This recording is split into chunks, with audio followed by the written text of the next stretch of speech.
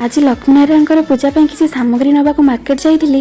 ଘରେ ପହଞ୍ଚିବା ମଧ୍ୟରେ ପୂଜା ମଧ୍ୟ ଆରମ୍ଭ ହୋଇଯାଇଥିଲା। ପ୍ରତିବର୍ଷ ଗଜଲକ୍ଷ୍ମୀ ପୂଜାରେ ଆମ ଘରେ ମଧ୍ୟ ପୂଜା ହୋଇଥାଏ। ଆଉ ପ୍ରତିବର୍ଷ ଏହି ଦିନ ଘରର ଶୁଭ ପାଇଁ ହୋମଯଜ୍ଞ ମଧ୍ୟ କରାଯାଏ। ଆଉ ସେପଟେ ପୂଜା ସାରି ମୁଁ ଚାଲି ଆସିଲି ଲଞ୍ଚ ପ୍ରସ୍ତୁତ କରିବା ପାଇଁ। ଆଜି ଲଞ୍ଚ ପାଇଁ ମୁଁ ପ୍ରସ୍ତୁତ କରୁଥିଲି ଭେଜ ପୁଲାଓ। ମୁଁ ପ୍ରଥମେ ସବୁ ପ୍ରକାର ଭେଜିସ୍କୁ ନେଇ ଛାଣିଦେଲି। ଦେନ୍ କଡ଼େଇ ବସେଇ ମୋର କାର୍ଯ୍ୟକ୍ରମ ଆରମ୍ଭ କରିଦେଲି। ଆଉ ଏପଟେ ପୂର୍ବରୁ ଚାଉଳକୁ ବତୁରେଇବା ପାଇଁ ଦେଇଦେଇଥିଲି। ଆଉ ତାପରେ ଭଲ ଭାବରେ ମସଲା କଷିକି ତା ଦେହରେ ଚାଉଳ ଆଡ୍ କରିଦେଲି। ଏବେ ସେ ଚାଉଳକୁ ମସଲାରେ ଗୋଳେଇ